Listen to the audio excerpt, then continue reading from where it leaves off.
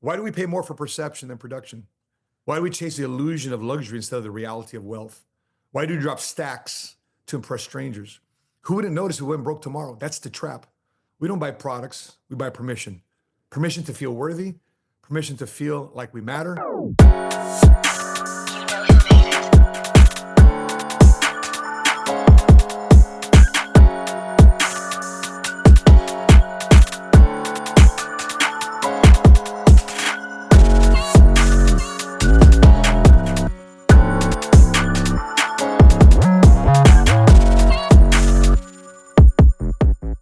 Welcome back to the Wealth Eazy Show, where we talk all things wealth, health, and real estate. Today, I got a real special guest again. My guest today is an author, a speaker, a YouTube influencer, and a United States combat veteran. He spent over 2 decades in the financial services industry under the mentorship of Patrick Bet-David. He is known on social media as the Money Smart Guy, and he is the only guest to be invited back to the Wealth Eazy Show for a second time.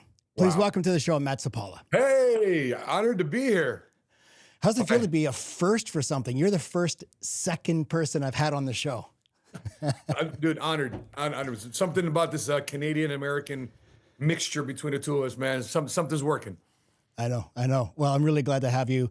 You know, we follow each other. I love your content. But you know what? You know what I really would love to do with you? Yeah, sure. I would love to do a podcast where we're having cigars together. Now that's a podcast. That's a podcast. Because I know you're a cigar guy. Yeah. I'm a big cigar guy. I recently just received a new shipment of, I got 2 boxes of Cohiba Seagull 6s, a box of Monte Cristo No. 2s, and I got a box of Cohiba Esplendidos. That's what I'm talking about. You got good taste. Okay, but what whiskey or scotch do you pair it with? I like a good single malt scotch. Okay. I actually, I got really into tequila too. I love having like a good underrated tequila. Good tequila, like a Clase Azul. It's very hard to find in Canada. But do you have Addictivo? We do. One of my favorites. Yeah. If you get the black bottle, it is so sweet. It's almost like having rum. It is so good with a cigar. You got to try the black bottle. Addictivo is fantastic. Okay, there you go. But either I come up to Dallas or you got to come to Toronto, and we got to do a podcast at a cigar land, and we have to have cigar. I think I would love that.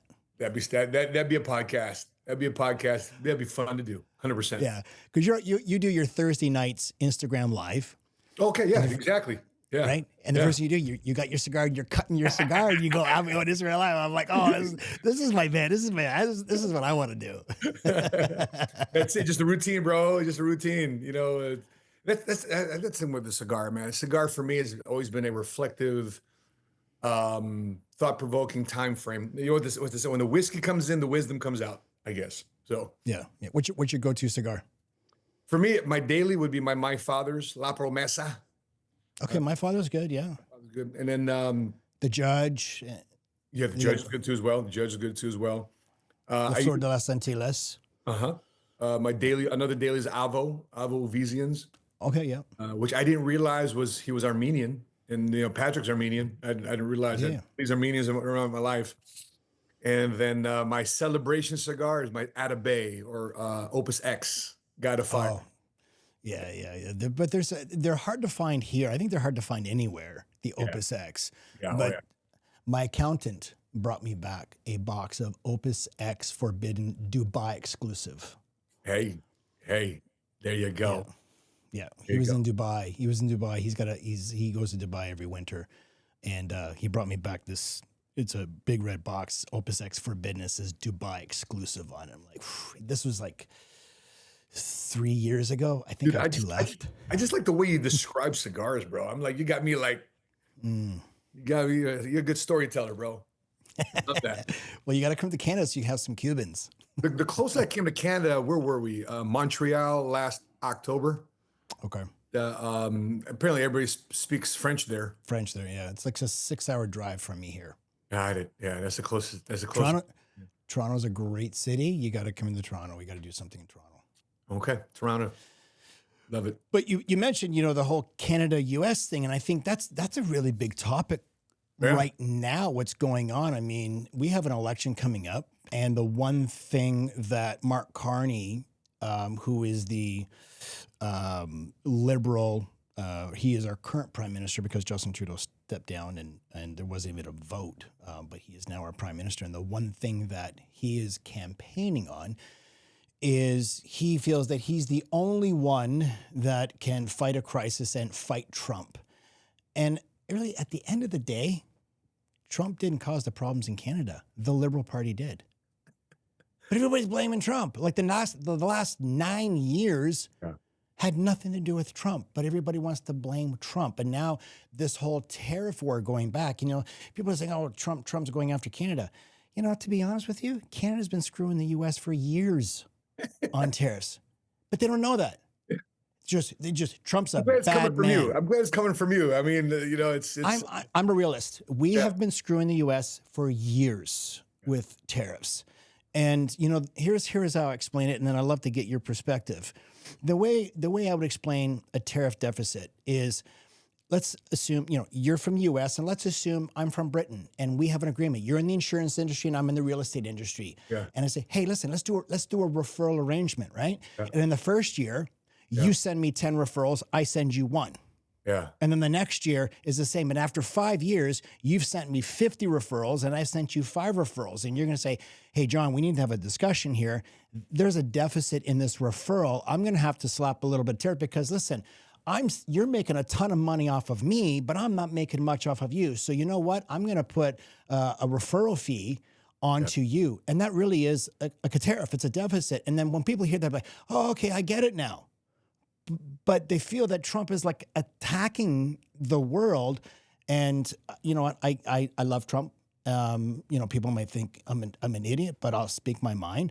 I like Trump because he's not a politician. He's a businessman. And I think you need to run a country like a business. And I think he's a smart man. And I majored in economics in university.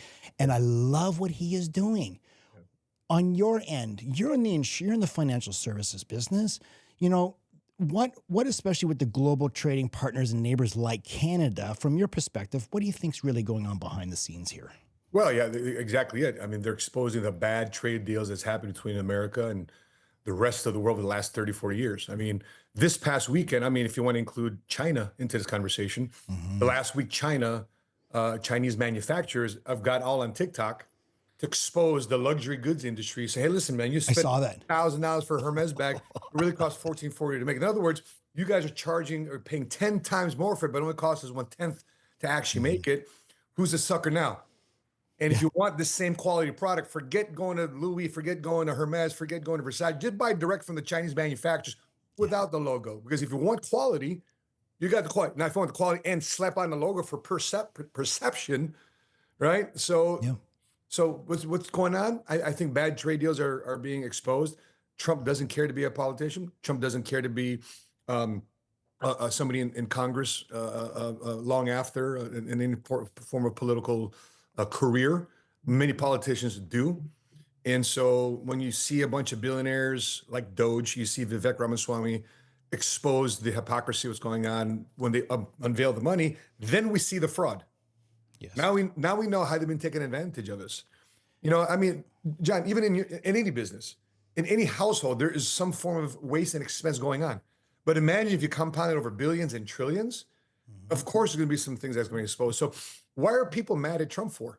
He's just the one exposed. You ought to be mad at the people that created the problem to begin with, not the people that's exposing the fraud, not the people that's exposing the lack of fairness for our country. And I think the ones who are crying loudest are the ones who are frauding. They're the ones that are frauding. Their gravy train is going. Yeah, that's right. They're being exposed, and let's take a look at who's the ones that are crying the loudest. Yeah, like in your example there, right? I gave you 10 referrals. You gave me 10 referrals. I gave you one. Boom, call out. So you're getting called out in your lack of production, your lack of fairness, your lack of mutually wanting to grow. And I think if you're a country and you want to have good neighbors, the reason why you have trade to begin with is to establish economic empowerment between your two nations. That if you're benefiting, I'm benefiting. But if the number one customer right now in the world is America, because we're the biggest consumers, right? Then you ought to listen to a little bit about what you said, because now it's at the cost of who? Us, the American people. Yeah.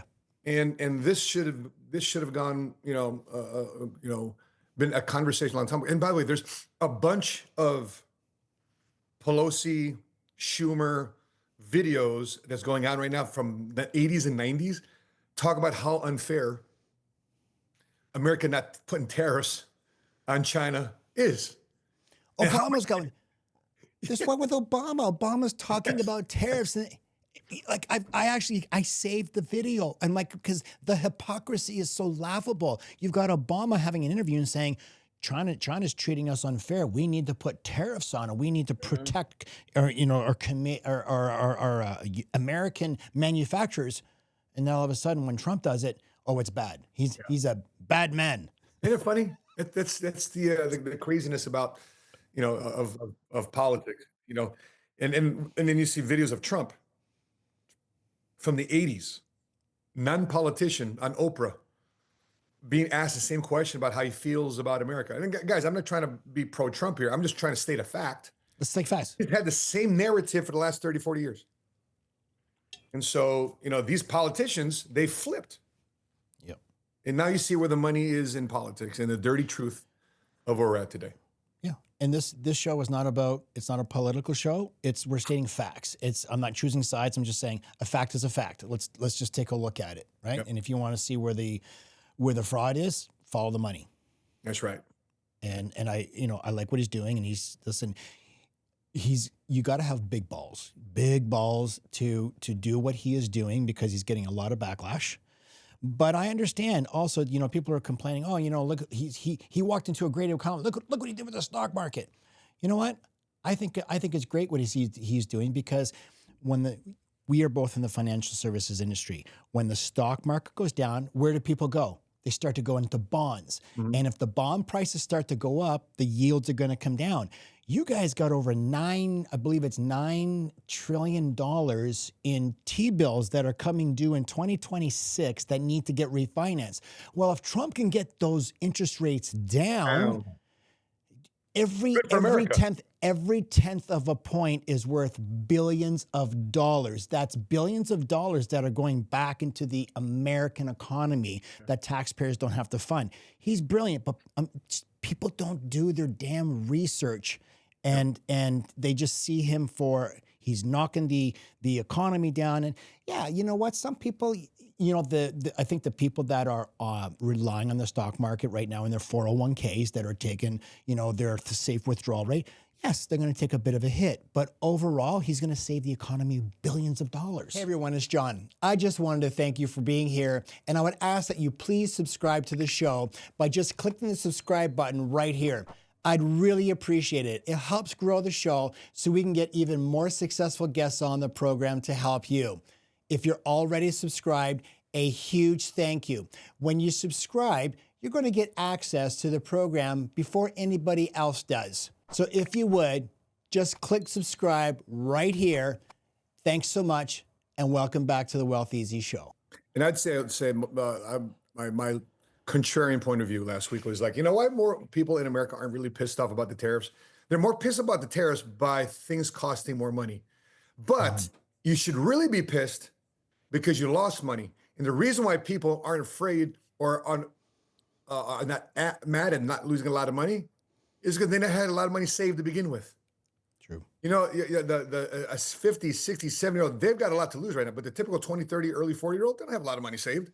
They lost 20% last couple of weeks. They're not really bad because they don't really have anything saved up anyway. But that's the problem. The problem is we got ourselves buying stuff, consumer this, debt this, credit this, versus save, invest, budget, plan, anticipate. We got that conversation out of whack. And by the way, you and I both know this is April. April is Financial Literacy Month. People are living such financially illiterate lives, and because they're financially illiterate, they're getting upset at the wrong things. Is a president supposed to be manipulating the market?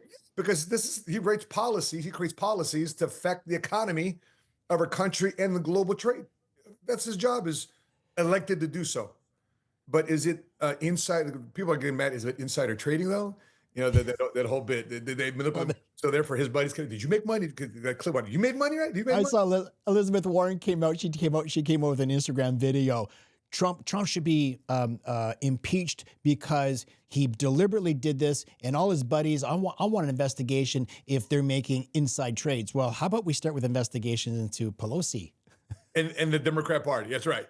right? Exactly. Into their inside Start trades. with your own house first. Yeah. Right. How do you see these tariffs affecting the average American family in terms of cost, living, inflation, and even job opportunities? Well, here's the thing: that 2016, 2020, Trump tariffs never stopped during the Biden administration. So we're still living under some of those Trump tariffs. So I don't. So I think they're really expanding the horror side of things. Now, with that being said, do the costs of tariffs are really be passed on to the common person, the everyday person?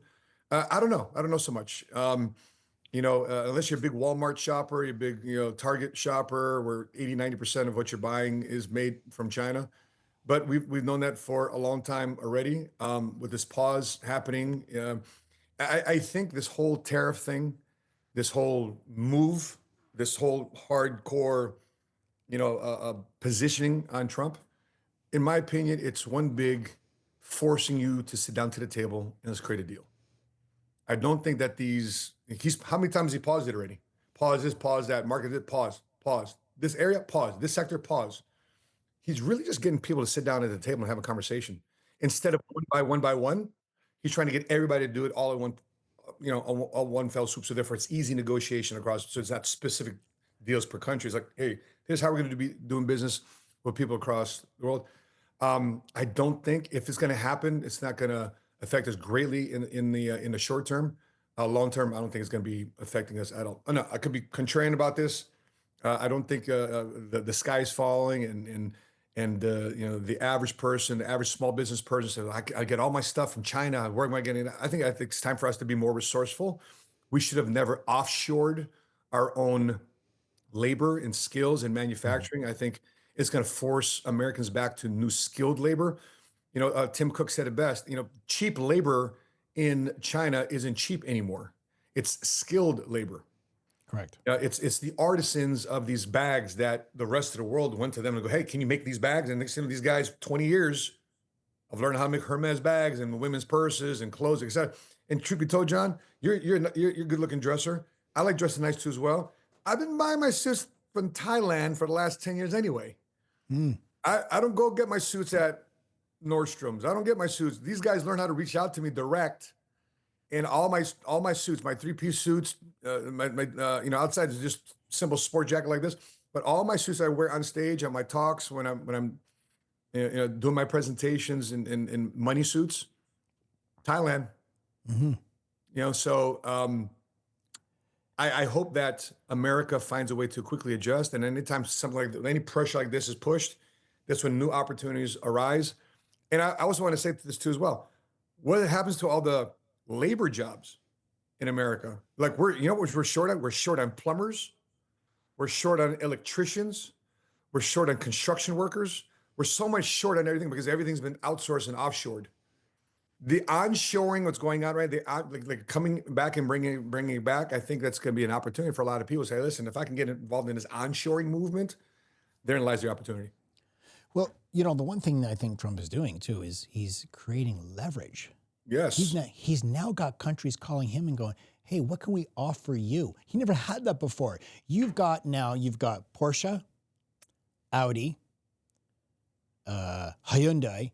All three have said, we're now going to look at building plants in the U.S. to avoid the tariffs. Do you know how many thousands of jobs that creates and the amount of money that puts into the economy?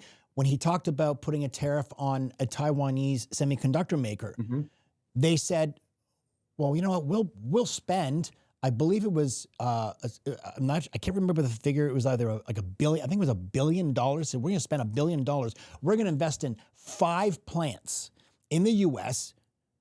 to avoid these tariffs. That's American jobs. Yeah, I mean, Mercedes-Benz has had a car manufacturing plant in Tuscaloosa, and guess what? Mercedes-Benz doesn't have to do now because they've been manufacturing cars in Tuscaloosa, Alabama for some time now. Guess what? They don't have to pay. They don't have to pay tariffs. Tariffs. Yep. And guess who has to pay tariffs? BMW, Yep. Audi. Their companies, unless they build over here. And guess what happens to Tuscaloosa? 54% of that car plant in Tuscaloosa, Alabama, is exporting the cars to other countries. So America's creating jobs and products, this instance, Mercedes, for the rest of the world. 46% of the cars I sell is domestic. 54% of what they create is exported. So that's an example of the leverage that you're talking about. What do you think small business owners and entrepreneurs, what do you think they should be thinking about right now as these these tariff tensions arise? I think you got to look for different areas where you can get your raw materials. So if you're looking at raw materials, the raw goods, for example, I saw a lady stuffing cookies into cookie bags. Maybe you need to find a local spot instead of just being conveniently online. Maybe you need to go to some local person, local manufacturer of how you can support, a local manufacturer of cookie bags, those type of things. And by the way, that should be the responsibility of everybody in America. People just want to sit on a phone and point and click and get the raw material. But for me, every time, little fun fact about me, every time I go into a new cigar lounge, I visit a lot of cigar lounges across the world, but I buy two things. Number one, I buy the lighter that has their brand on their lighter. Love it. Every cigar lounge has their own lighter with their own logo on it. I buy their lighter, and then I buy a box of their house blend, because the house blend is where they have the highest profit margin. Yeah. Right. Instead of the cigars we were talking about earlier. You're supporting small business. I'm supporting the small business. Love it. And so that I feel that is my responsibility as an entrepreneur, is not only to create jobs, but also put my money with local businesses around me. And that's evident. Look at what is Wall Street? Wall Street is people doing business with they're commerce, on Wall Street, Main Street. You want to talk about Black Wall Street. You want to talk about Latino in Chicago. We had a little village in Chicago. Every ethnic community will have its way of doing commerce with one another, and that's awesome. I love that. They ought to be doing that. We need to be doing that more as Americans. And I think if you become more resourceful versus just conveniently looking online. And by the way, I can't tell. I got this app called have you got a WhatsApp? Of course, yeah. So I have WhatsApp. I can't tell you 10, 15, 20 Chinese people always trying to, hey, buy your Gucci for me, buy your Louis for me. It's direct. I remember I was stationed in Okinawa, and I took my re-enlistment bonus to Korea. Before it was made in China, everything was made in Korea. And I went to Korea and I remember walking down the street of Seoul, and a guy was running away from the cops. And why is he running away from the cops? Because that's the guy that worked for Polo Ralph Lauren, that does the logo, the stitching on the polo shirt. Well, he did. He bought the actual polo shirt without the logo, but he's the guy that actually stitched it. And he knew how to do it. And he was creating his own side business because he got fired from the factory, and they busted him. Selling Polo Ralph Lauren on the streets. But that's the guy that knew how to create the stitching. I'd rock that. I'd wear that. So it's fun how people buy more into perception than the value that the product or service is actually bringing. I think this leads into my next question. Do you think these economic shifts are going to widen the wealth gap, or do you think there's opportunity hiding in this chaos? I think people become more practical. If anything, people realize how much they've been getting. If the scam is now what? The scam is paying $30,000 for a bag that would cost $1,400 to make. So I think the economic shift can potentially happen inside the multicultural middle class, who loves wearing nice things, but why do you have to pay, 20, 30%, 200, 300% more for a product than you don't have to? Yep. I think it's like 3,000%. Yeah, it's like it's crazy. It's like Rolex, or is it Folex? All right. Is it Gucci or is it Gucci? Right. Yes. I mean, you got to tell the different knockoffs. Yeah. But I mean, we've seen knockoffs and bootleg DVDs and bootleg stuff for years and decades. So it's nothing new to me. But people, I think, have already been doing that, and I think they're starting to understand. Wow, there's a scam going there, and I don't need to be part of that. So you've been in the life insurance industry now for 2 decades, more than 20 years. Yep. What is your What's your deeper why, and what keeps you fired up about this mission? Yeah, two things. Life insurance for me has not changed my life. I'm still here. I haven't had to get a death benefit. I haven't had to get a living benefit. If anything, I use my cash value to buy cars, fund businesses, and expand my operations. But life insurance in itself hasn't dramatically changed my life. What has changed my life is somebody recruiting me into the life insurance industry. Had somebody not smartly inconvenienced me for my own good, this kid that has no college degree, this kid that's got a 2.2 GPA, this kid that was a single father with a 500 credit score and living paycheck to 5 minutes, I wouldn't have had a shot to live the life I am today had it not been for somebody boldly asking what my future looks like. And going forward, the lack of financial literacy in America today, the fact that the insurance industry is declining in population in terms of agents getting involved in the insurance industry, the fact that the current agent sales force is an older aging sales force with a multicultural population compounding, it's going in opposite directions. And so what gets me fired up, for example, I'm here in Dallas. It's now the second financial hub in America, passed up Chicago, where I'm originally from. Texas Wall Street is going to be open up for trade and business here in spring of 2026. Dallas Fort Worth, if it was its own country, would be in the top 25 GDP of the entire world. More people are moving to Dallas, and guess what a lot of people need? They need financial education, financial literacy, and products and services offered primarily through the life insurance industry.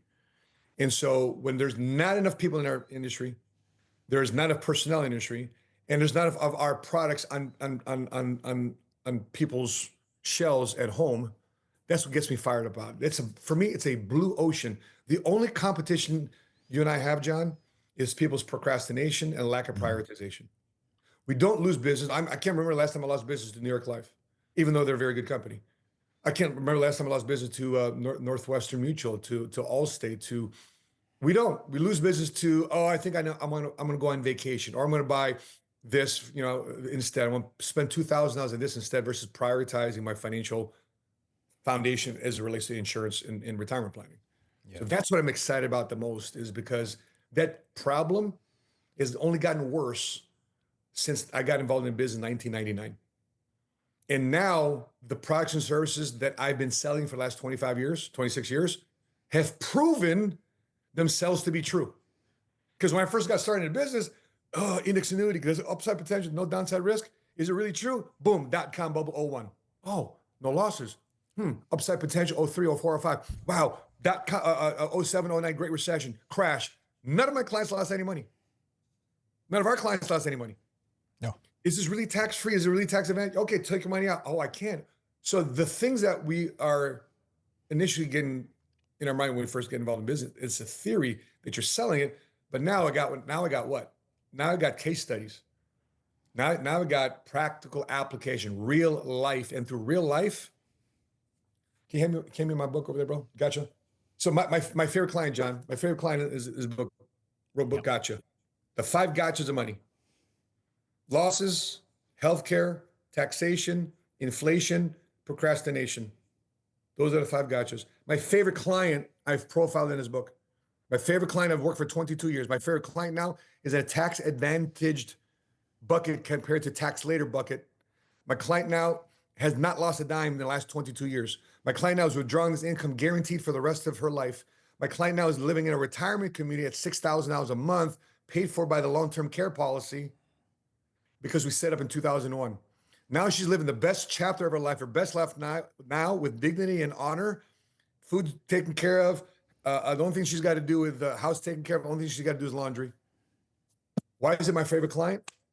My favorite client I profile in this book is my mother. My mother. And the many family members we've helped, we put them inside this book. Because these strategies of the insurance industry, these policies of the insurance industry has stood the test of time. Yeah. I just did a talk last week at a cigar lounge. Nice. New cigar lounge. It's unfortunately here in Ontario, you're not allowed to have cigar lounges, but this is a very secret door, hush hush, members only, speakeasy. You would love this place. I had 50 business owners and high income professionals there. And the talk I gave was called Forever Tax to Never Tax. And I talked about the three buckets: taxable, tax deferred, and tax free. Mm-hmm. And you want to, most Canadians, and I'm sure most Americans Sure. too, have most of their wealth sitting in the taxable and the tax deferred buckets. That's right. How do we move those people out of these buckets into the tax-free bucket so that when you get to retirement, you're in the 0% tax bracket? That's right. And you know, I was a big, for a long time, I was like, RSPs is the biggest scam, same as a 401k. Oh, there you go. There we go. We preach by the same book. I love it. We preach by there you go. Yeah. We preach the same gospel. And getting people out of these buckets and getting into the 0% tax bracket, that tax-free bucket. And in Canada, there's only two financial vehicles that allow you to do that. We have the TFSA, which in the US is like your Roth IRA. Okay. And we have whole life insurance. Wow. You guys don't have index universe life up there? No. Only whole life? No.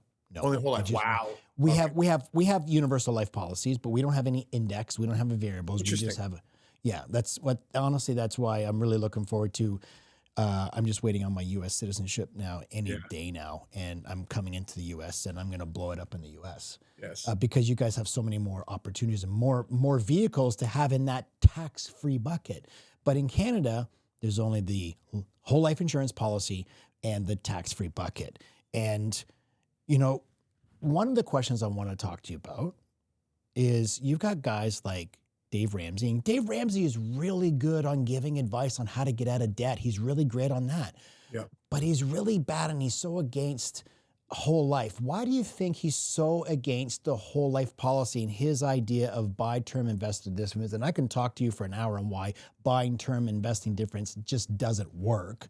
Why do you think guys like Dave Ramsey, who's really good at one thing and really sucks at something else, on advice? What does he say? It's a ripoff. It's expensive. Has low return. You're borrowing your own money back, and the fees are high. You get nothing back. Yeah, and you're better off buying term and invested difference because he has his own insurance agency now to sponsor of his show, right? Yep. But that about sounds good. It sounds very good until what? Life happens. Most people don't understand. They don't invest the difference, and when their term insurance expires when they're 60 or 70, and next thing you know, they're left uninsured. Yes. Sometimes, if they want to get the policy, they're uninsurable now because they underfunded their own self-insurance. So I don't think it's a risky thing. I think it's just irresponsible to think that that's the only way to go about, your financial future in terms of security. Because here's the real deal: life insurance. I'm doing a class this Wednesday. We're finishing up the PowerPoint right here. I'm doing a class on the history of life insurance, dating back to 1759. I could go all the way back to the Roman days, but 1759, just here in America, was Presbyterians Ministers Fund, where the original term and whole life policies, endowment policies were created by Presbyterian ministers. And so when you see the long-term effect of life insurance, the forced savings tools inside these insurance policies, why do most people don't invest the difference? Why, when people were said, you don't have to force this money out of your pension, put this money inside a 401k plan, did that mean more Americans saved more money? Did it mean that people save the difference? Okay, I can save this money on term insurance now, invest the difference. They never save the difference.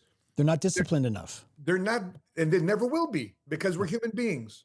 They prefer consumerism. That's right. Over saving. And when I realized what the rich do, when I studied what rich people do, the rich people habits, I recognize these guys they put a lot of their money inside whole life or life insurance policies because of the forced saving nature, obviously the tax advantage of it. But it established that financial foundation. When you see guys like Ray Kroc with McDonald's and Walt Disney, Penny and Disney using money from the whole life policies to fund their operations, that's a rich people move. And so, I think Dave Ramsey, if anything he teaches, it's not financial. He just shouldn't be on financial products. What he does great at is teaching financial discipline. Dave Ramsey is a great financial survivalist, but whole life, universal life, Index universal when structured properly is about generational ownership. And I think that's what people miss out on. He's great in marketing. And we see this, John. Somebody brand new in the business can barely spell the word infinite banking, can barely spell the word annuity, but they're great marketers. They've been in the business for 1 year, 2 years, but now they're suddenly an expert in infinite banking. Suddenly they're an expert in retirement planning because they're great marketers. And what do people do? They follow that person. But a guy that's been not so good on marketing, not so good in TikTok, been doing it for 25 years, established book of business, he loses the business just because he's not on social media. That's the downside where we're at today. It's the same thing Dave Ramsey said. He's got this massive media empire next to him, and people think that's gospel. Just like we think it's gospel because we have to buy Gucci and a name brand. But we have to really find out is the wisdom behind that counsel, because I've seen a lot of good people get hurt just because they think buying term invested difference is the only solution. It is a solution, it's a good solution, but it's not only the solution because people have different circumstances, situations in their life. Not everybody has the same life. Not everybody has the same timeline. Do I have a bunch of term insurance? Yes. Do I have a bunch of permanent life? Yes. I've got both. The last time I checked, it should be one or the other. You should have a lot. And so people have to figure out what's best for them in their situation. That's why education is important, to figure out what's your scenario and what products and services you need. Well, yeah, and you're 100% right. I don't think term insurance is bad. You don't want to die with it because 99% of term doesn't pay out because it just gets too expensive. And, I always say, not only did you lose all the premiums along the way, you lost the opportunity cost of what that money could have earned you. Right. If you're a young person, young family, just starting out, young kids, and you can't afford to get into a whole life, because let's face it, whole life it's a little bit more money. Mm-hmm. Start off with term, get term, right? And then yes, invest the difference. But as your income grows, start to convert some of that term into whole life. Convert it, right? Get some of that whole life going so that eventually you don't have any more term and you've been able to convert it all into a whole life as your income goes up and you can start to sock away more. And I just think that you're right. I do a lot of term for people that may be coming off. They have a need for it. They say, we take a look at, okay, what can you actually afford on a monthly basis? And I take a look at, are you doing your RSPs, which would be the 401k in the US? Are you doing some TFSA? All right, and you got some other money aside? Now let's take a look at whole life. What can you afford? Now let's take a look at, do we have a gap of insurance? Okay, let's throw a 20-year term rider on to cover this need for the insurance that when this needs, say, a mortgage is gone, you don't need that anymore. But now we have the replacement and the accumulated death benefit from the cash value, along with the death benefit that it replaces that term over time. So you're right. You should have both, and you should have as much as insurance as a carrier will allow you to have. Right? Yeah, I think the healthcare aspect of retirement is a very misunderstood, miscalculated estimation. I often ask, we do workshops 3 times a week in our office. It says, how many guys want to retire sooner and faster? Cliche question, right?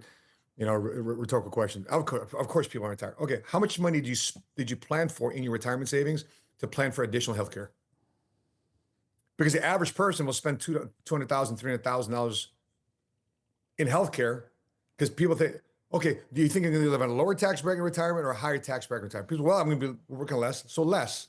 Interesting. What are people in 1950s, 1960s saying? What are people in 1960s, 1970s saying who are now retired? I went to a retirement community, talked to this guy named Dwayne. Dwayne is 92 years old today. Dwayne shows me his picture on the wall of the retirement community of him being a 21, 22-year-old Army service member with his picture on the frame. He was 22 years old in the 1950s. And I was like, Dwayne, how much money were you making in the military? Man, listen, the average annual income in the 1950s was $4,000 a year. Wow.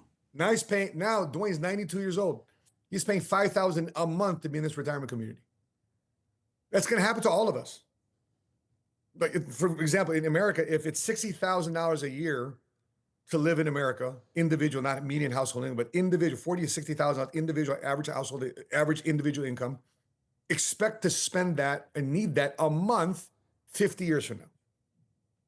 Yeah, retirement is not age specific, it's dollar specific. Yeah. Yeah. And if you want to retire sooner than later, guess what you got to do? Because you have less money growing and compounding. You got to save more money. You got to tuck more money away or create a business or an entity, an income above your current job or current business that's exponentially growing with or without your personal pushing of the buttons.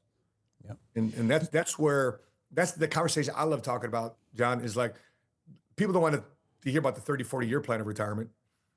Like the insurance business, I do basic math. I said, listen, guys, this is one of my businesses. Insurance is one of my businesses.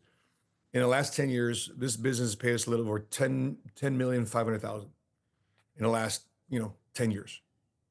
And if I divide that by the average household income of 80,000 median household income in America, it's over close to 200 years of income I've been able to compress in the last 10. Who wants to compress whatever you're going to make in the next 10, 20, 30 years into the next 3 to 5? That's the conversation about entrepreneurship. You often talk about people helping people. How do you turn that philosophy into a real action and not just a slogan? Because you came from, Patrick Bet-David had the PHP, People Helping People business, which then he sold to, is it Integrity? Integrity, yep. We sold it. Yep. But the whole slogan was, people helping people. But how do you actually turn that into a real philosophy? The interesting thing about that philosophy is that we do it regardless if people stick with us for the long term or not. If you ever were going to come into our fold, if we recruited you into our business, recruited you into our industry, my own personal philosophy is if you leave me, quit me, you leave this relationship better than when you originally came, we've done our job. I may not ever make money off you again or with you ever again, but somehow, some way, you think differently, you act differently, you pray differently, you earn differently, you think of the world differently. If I help some way to improve you without any expectation in return, that's people helping people. So oftentimes people only want to help if it helps them. That's called manipulation. I'm going to help you genuinely because number one, I got goals to grow my company. Regardless of it with me or not, I want to find a way to bless you. Whether you bless me, well, I bless you in the context of we working together in the insurance business or not, you're still going to get blessed because I have the opportunity to be a steward of this relationship. And if God looks down upon my work and says, listen, you treat this person, you treated the least of me. How you treated the least of me with honor and dignity, and you helped them on the phone, you helped them understand the business, you didn't treat them, you didn't highbrow them because here you are, this millionaire, you can't help somebody making $20,000 a year. You don't relate to the brand new guy like you were at one point. That's what I think about when I'm bringing somebody into the business, when somebody comes into our company. Well, this week, when we got guys coming here to Dallas, we got about 1,500 of us coming to Dallas. There's going to be people there that remind me of my story when I was making $30,000 a year. There's going to be people in that crowd that the very last bit of Dallas to invest to come into Dallas, to come here to our conference. And it's not like because I have a course to sell, but I have a message to bring. And if that message serves people and we can quantify that on our platform, for the people that want to quantify whether or not this people helping people is really going to work. Because what's the reality, John? We know this. People that come into an insurance business, 89% of them fail. I'm not trying to say everybody gets involved in our business. Google industry most likely to million, you see financial services. Does that mean everybody gets involved with us, makes $1 million bucks? No way. No. Zero chance. Not because the industry is bad, not because our insurance companies are bad, not because our platform or our license is bad, because people are lazy. It's our human nature. And that's not any judgment to anybody hearing this. We have to know our own human nature. We're built for laziness. We're built and designed to do the very least to export to get the most. And so the way we quantify that, John, is both tangibly and intangibly, is we know that since acquisition of our company, when Patrick sold it in June of 2022, that we've grown 91.7%. That's how we know that long after Patrick, we still grew. We're that's growth. Yeah. And we're a double and a half away from building $1 billion company. I've got 5,000 agents, John. I got 5,000 agents across the country that somehow, some way are in my fish net of opportunity. That's amazing. You said something and it kind of stuck with me, that people helping people, whether you give them this, I call it a gift. Mm-hmm. Okay. For something to be truly a gift, you have to give something freely without expecting anything in return. And Okay. You're giving this gift to people, whether you stay with me or you don't. I'm going to offer this gift to you. Take it, run with it, do something with it, but do something that's going to better yourself and people around you. yeah, That truly is a gift. praise God. And John, I've helped guys make $500,000 a year with me, $250,000 a year with me, six figures. I've helped guys. They've still quit on me. Mm-hmm. I don't listen. On their way out, we have one conversation. They want to get a higher contract somewhere else, and they don't want to build an agency. They just want to be a salesperson. Not, bro, all good. I honor and appreciate the time that we spent together. For this season of our lives, we are able to spend it together. I got to know your wife. I got to know your children. I hope to see you guys ever again. I can't say the fact that the way you go out, however, the way you go out, I'm only one phone call away if you continue to honor and respect this relationship. But the moment you go on social media to try to build up your next deal by bashing this, by bad mouthing us, in order to try to get business over there from us, because that's sometimes people have market in the insurance, right? Sure they do, yeah. I met a new company today. I've got more opportunities, more privacy than I ever had before. You're lying. And all of us know they're lying. But if that's the way you want to go market yourself, you've lost my respect. And some people have gone out that way. Yeah. So you said you've got, let's go back. You've got 5,000 life insurance agents, part-time and full-time. How do you keep them inspired and hungry and purpose-driven in a business it's not always easy? Yeah. So there's a couple things in our infrastructure. Number one, we have Zoom calls every Sunday night. We're across the country. Does everybody jump on these Zoom calls? Absolutely not, but they're available. So we have a Zoom call on Sunday night to get everybody locked in throughout their week. Number two, I got this from the Marine Corps, which is called small unit leadership. So we build leaders along the way, leadership development, guys that run offices and people that run the offices with inside the office. And we allow them to make autonomous decisions based on what they think is going, boots on the ground, what needs to happen, what has to happen. Obviously process it with us, but don't wait for me to help you make a decision at your local office. If you think it's the right thing to do at your local office, deploy it, implement it, send it back to me and we'll give you feedback. The third thing is events. Every 90 days, we have some form of event to gather people back together. I don't have a course to sell people, John. I'm not an online guru like that. I don't have an expensive event. I don't have a $5,000, $10,000 retreat for people to be at. It's, if anything, people are investing $180 to be at we're investing $180 to be at our company event this week. The majority of that cost is their own room and board, travel, hotel. I'm not, we're not, the only amount of money we're taking from the ticket sales is meant to pay for the venue. Because the way we make money, John, is obviously, as you know, in the insurance business, through overrides and commissions and fees. Yeah. After they implement what we teach them to be more profitable, because that's the way I quantify, did I have the right training at the event? Because there should be a spike in the business after that. But it's an independent contractor world. Just because I have 5,000 agents doesn't mean it's the same 5,000 the last 12 months, 24 months. Maybe 200 quit, another 200 came in. Maybe 500 quit, and another 600 came in. So it's compounding and growing, just like as waves come on the beach. Sometimes guys don't make it the next month, but our constant recruitment and marketing, we're always getting new eyeballs to look at our company. So what do you say to a team member who's on the brink of giving up? Well, let's get back to why you did this to begin with. The reason why you got involved in the insurance business is why. Outside of this conversation, outside of this platform, in this industry that you made a decision, get your license in, what other options do you have? You go back to your job, you go back to what? You can do real estate, you do crypto, okay, all those different things. Cool. So I got to find out what the distractions are.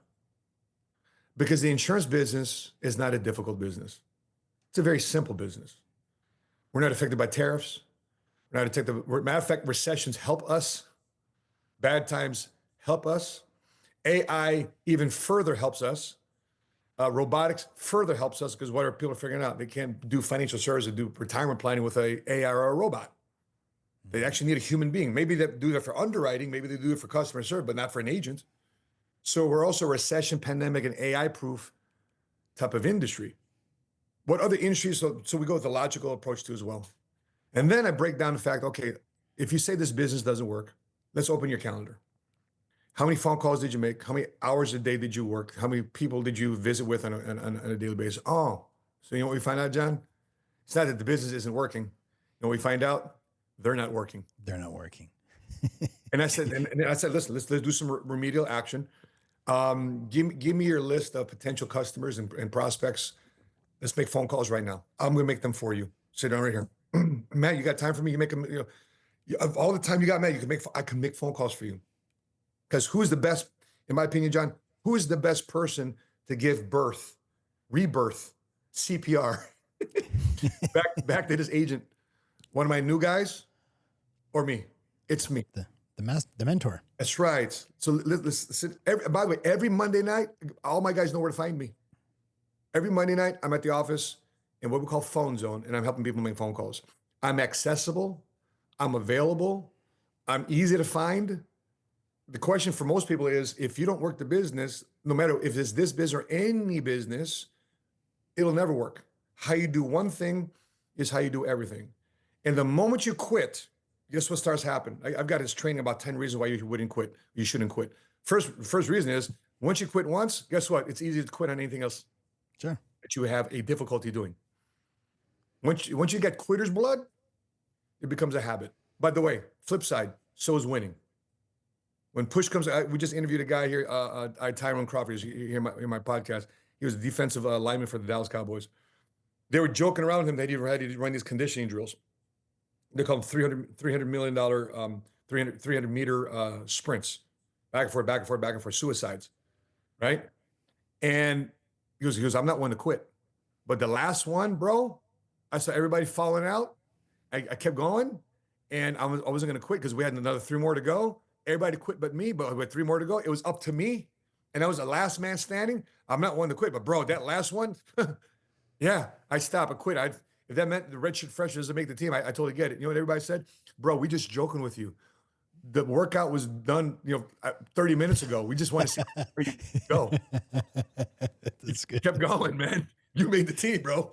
Yeah. But see, now what's programmed in this young man's head is to keep going.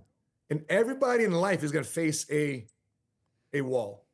And entrepreneurship and the insurance business happens to be the platform that you are able to express it and see it in. But there's other areas in your life that we have to improve. Don't blame the insurance business. Don't blame the world of business for calling it out of you. Because this is what I say. Business is like a mirror. And it's going to expose you. It's going to fix your problems. It's going to show you the flaws are. You got to fix it. Well, I think a good leader, too, is someone that is going to help them break through their limiting beliefs. Yes, right. That's right. Because everybody's going to think, I can't do this, I can't do it, until it happens. Like, oh, shit, I did it. Well, if you can do it once, you can do it twice. It's like, they say, well, the hardest thing is for someone to make $1 million. Yeah. Then after that, then it's really easy. Yeah. Then it's just another zero. But the first million is always the hardest. And once you do it, then it gets easier, right? What's something unique about the culture inside your organization that people they don't see from the outside? Because I see you do. I see on your social media, you're running. You said 3 times a week you're running massive meetings, and you're hyping people up, and you're getting down doing push-ups. What's that about? You're always the first in the circle with those beautiful. You got some beautiful Snickers, man. You always got the nicest Snickers on, and you're down there doing push-ups in suits. Yeah, that's it, brother. It's symbolism. It's symbolism that I'm down in the trenches with my guys. Yeah. Not just symbolic wise, but bro, we're there. Things are going wrong in their marriage. Things are going wrong in their personal lives. We want to address that because teamwork doesn't start at the office. Teamwork starts at the house, starts in the home. And if the wife ain't on board, the husband ain't on board, that's one of the first things we want to help fix.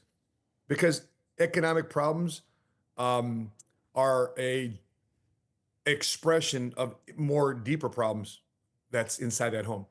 But what people can see is that most culture, it's hard to teach. The thing, it's things you can't, it's not taught. Culture is caught. Like I couldn't tell somebody what the Marine Corps experience is. Like what you tell me right now, Like people are asking me oftentimes, John, can we get to Canada? Can we get to England? Can we get to Australia? Can we get to Singapore? Can we do PHP in Mexico? The thing is, we can't because in those countries, sadly, the products and services that we offer in America aren't, as you just mentioned earlier, aren't even offered in Canada, aren't No. offered in other parts of the world. And so that's why it's such a great country and opportunity to be here in America to be building a PHP because it's not offered in other parts of the world. But culture, we just decided what's the thing we love about the most? Our faith, our family, our sports, competition, football. We combined everything that we loved from different areas of our life, and we just started creating a culture out of it.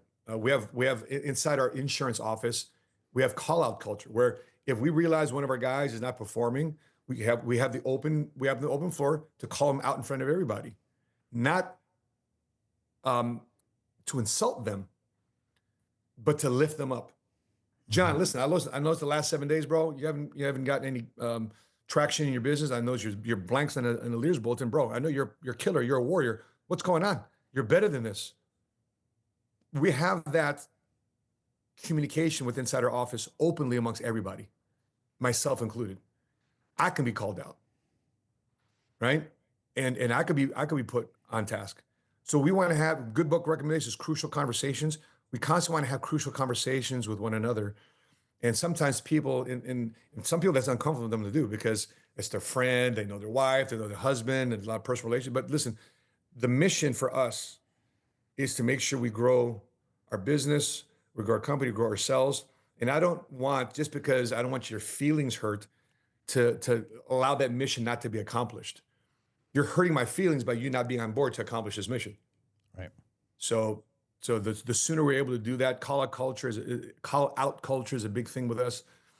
And just for example, all my guys here, most guys when it comes to a conference, what are you here for? Oh, I don't know, just to be here. Well, you don't have an outcome, you don't have a game plan. You have 3 people here that you want to ask specific questions to. You didn't do your homework before you got here. See, these are things we're planning for. My guys' insurance calendars are already planned out for the year. They already know what they're doing on October, November, December. Most people in the insurance business, they're just winging it every day, every week, every month. No, we've got systems, we've got structures, in addition to us helping people, making money, and having a lot of fun. Well, you just talked about, going to a conference. What do you want for an outcome? Anytime I sit with a brand new prospect, the first thing I say to them, what are you expecting to get out of our time together Love it. today? Yeah. I want to know what you're expecting. Yeah. And then at the end of our meeting, the next thing I say to them, on a scale of 1 to 10, Yes. 1 being the least, 10 being the highest, did I meet your expectations of what you're expecting today? Yeah, it was like an 8. Where did I go wrong? Yes. Good. I want to know. I want to know so I can address it. And you talk about calendars. I think, I'm not sure if I told you this before, but when I finished my book, I published my book, Wealth Without Wall Street. The way I was able to finish it is through my mentor. I started this pre-COVID. I got to about 13,000 words. And then COVID hit and I got extremely busy because I'm also in the real estate business and the mortgage business. And it just went crazy. And I didn't write a word. And then 2 years later, I'm on a mentor call with my mentor. I don't know if you heard of Trent Fortner out in Nashville. Yes, I know Trent. Trent and I, we go back. Trent's my mentor. Really? No kidding. That's so funny. I'm going to send him a text right now. That's so funny. Yeah. Yes. Trent is my mentor. And I actually give Trent my acknowledgement in the back of my book because we were on a mentor call and he said, we're just near the end. And he says, hey, how's that book coming? I said, Trent, I haven't written a word in like 2 years. I don't find the time. How do these guys like, Patrick Bet-David and Ed Milet, Andy Frisell, they all got books, but I guarantee they're busier than me. How are these guys doing their books? And the first thing he said, he goes, is it in your calendar? Yeah. It's not. Yeah. Well, that's your problem right there. It's not in your calendar. I'm like, son of a bitch, you know what? He's got a point. Matt, I looked at my calendar and I said, when's the best time for me to write? 5 till 7 in the morning. Well, Yeah. I got to get up at 4:30. House is quiet. Buddy, For 9 months, I set my calendar. I would go to bed early. I go to bed at 9:30. I started waking up at 4:30 in the morning. I do my meditation until 5 o'clock. My alarm went off at 5 o'clock. From 5 to 7, I wrote. I went from 13,000 words to 87,000 words in 9 months, and I published my book. Why? Because it was in my calendar. So going back to your guys, I mean, feel free to use this illustration, but if your calendar, if I look, I always look a couple weeks ahead. I'm like, shit, I'm not busy enough, and I'm not going to make any money that week. So I need to start getting on the phone and start booking Appointments. Right. I gotta fill my calendar. I need at least 5 to 10 appointments during the week if I want to make any money that week. So what you're saying is you're 100% right.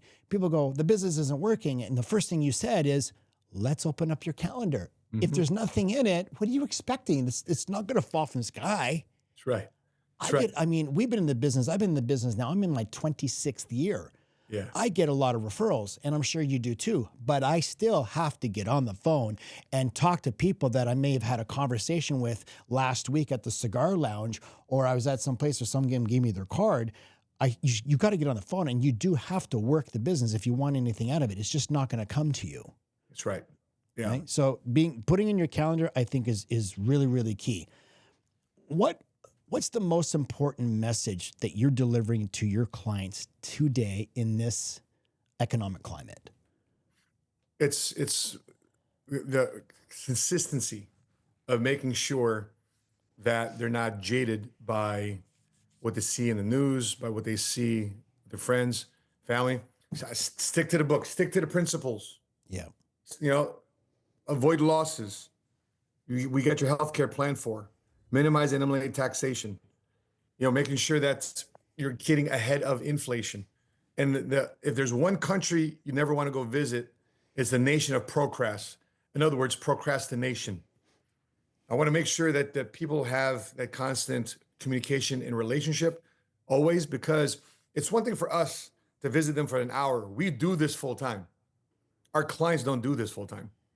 That's why, John, a majority of our clients, we've recruited into the insurance industry on a part-time basis. So therefore, they can plug into our continuing education that we have for our agents, which is also continuing education for them as clients. And when for example, as we've been talking right now, one of the insurance companies we do business with, they want to make sure that they're delivering their education and training and CE to our guys. And so our clients are seeing directly from myself and the insurance companies we do business with what's going on in the marketplace. And I think if you look back in the history of the insurance business, look back at the history of the market and seeing how strong the life insurance industry has been throughout the test of time, the good times, and even more so during worse times, the insurance industry has been strong. It's been an industry that a lot of people are trying to use, so therefore they can slap it on a stadium or a building to give it some notoriety. But the insurance industry is here to stay. It's a $1 trillion industry. It pays out according to the American Council of Life Insurers, it pays out $2.5 billion a day in claims. The insurance business invests 60% of all the corporate bonds traded at Wall Street today. It's a very strong industry. Well, you know what? It's actually pretty easy industry too, because what you're doing is you're taking a guaranteed event, death, and you're going to match it with a guaranteed contract. There's only, they say there's only two guarantees in this life, death and taxes. But if you work with Matt and I, we can get you to that tax part and get you to that 0% tax bracket, but you're going to die. The question is not if, but it's when. When, yeah. Right? So if we could take a guaranteed contract and match it up and say, hey, listen, this thing is going to pay out to your family and create generational wealth like the Rockefellers did. Yep. This is actually a very simple industry if you know how to illustrate it properly with families to build this generational wealth. Matt, if someone, the people that are listening right now, and they don't think that legacy planning or life insurance applies to them, what would you say to wake them up? Well, it's I'm not having to sell somebody if it's something they don't feel that's important to them. So if you feel, which I believe you have, a life that's filled with purpose, God-given design, a God-given outcome, if you feel that is in your wheelhouse, then you have to find a way to make sure that your impact here in the world, your time here in the world, has some form of meaningful definition of what that was all about. And I can't tell you how sad it is to see people go about, especially in this world of consumerism, in this world of I got to keep up with the Joneses, that people buy more into that versus planning for their own family legacy. They care more about the perception of what other people think about them, how they see them, about luxury versus reality. It's I was writing this down, John. Why do we pay more for perception than production? Why do we chase the illusion of luxury instead of the reality of wealth? Why do we drop stacks to impress strangers? Who wouldn't notice if we went broke tomorrow? That's the trap. We don't buy products, we buy permission. Permission to feel worthy, permission to feel like we matter. We buy the fantasy that we've arrived, when in reality, we're just leasing somebody's idea of success. I don't want to lease somebody else's idea of success. I want to own my definition of what my life here is for. And if you're not saving, if you don't think your life matters, I want to encourage you. It does. There's a reason why you're here today. You have a family, you have people that love and care about you, and you have a situation where if nobody's going to take care of you, you got to take care of yourself. And you want to be able to be in a position where you're self-sustaining, and you don't want to have to worry about a lot of open-ended questions that have no answers. You got to create the answers right now. A large part of wealth building is anticipation. And the sooner you're able to figure out what those tough questions are, then the journey of finding the tough answers begins. I would say life insurance is the final love letter that you will leave for your family. 100%. Oh yeah. Right? Yeah. I mean, Life could insurance. you imagine what a life insurance letter would sound like? Now, I was thinking about that because I remember in some old training, a father left a note for his daughter, and the daughter says, "Yeah, my dad says in this letter that he still gets sent us checks from heaven." What a beautiful thing to say from a little girl, right? Yeah. But I would wonder what the last thing. Hey, John, have you figured out what your last video is going to be? Your last podcast is? My wife were doing our estate plan the other day, and we want to do something called like the last lecture. You have the book, The Last Lecture. Okay. Yeah. We want to do something called the last podcast. Okay. Hey, family, That's for all I love and care about. If you're watching this, we're no longer here. But anyway, we want to tell you. But could you imagine what that last podcast would sound like to your family as they're reading your will and your testament and your who you're going to bequeath your stuff. Matt, this has been great. I'm so glad that we were able to connect again and you agreed to come on. Love our conversations. Show the book again on the screen. Tell people where they can actually get your book, because you've actually got two books too, right? You got Faith Made Millionaire. Can you hand me the other book, bro? Yeah, I got the other book. Yeah, I got exactly Faith Made Millionaire. So I got two books. Third one's coming out called Home Sweet Home. Love it. 10 financial strategies that every homeowner needs to do right now.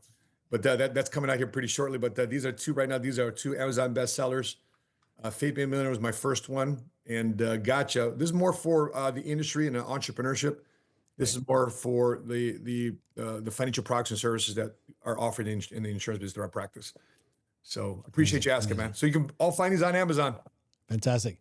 And how can people find you and follow you on Instagram? You're Money Smart Guy. That's right. Money Smart Guy. That's it. MoneySmartGuy.com, @ Twitter, the whole thing. Very easy. And you've got your own podcast. Old podcast is called The 7-Figure Squad. A podcast helps you think like a millionaire, strategize like a millionaire, so you can be a first-generation cash flow millionaire. Let's go. Love it. Love it. Guys, that's all for today. If you like this episode, please click the like button and subscribe to the channel. It helps drive the algorithm so that we get out more views on this. Guys, thank you so much for watching. And my book, Wealth Without Wall Street, is also out on Amazon. That's all for today. Take care of your health and your wealth.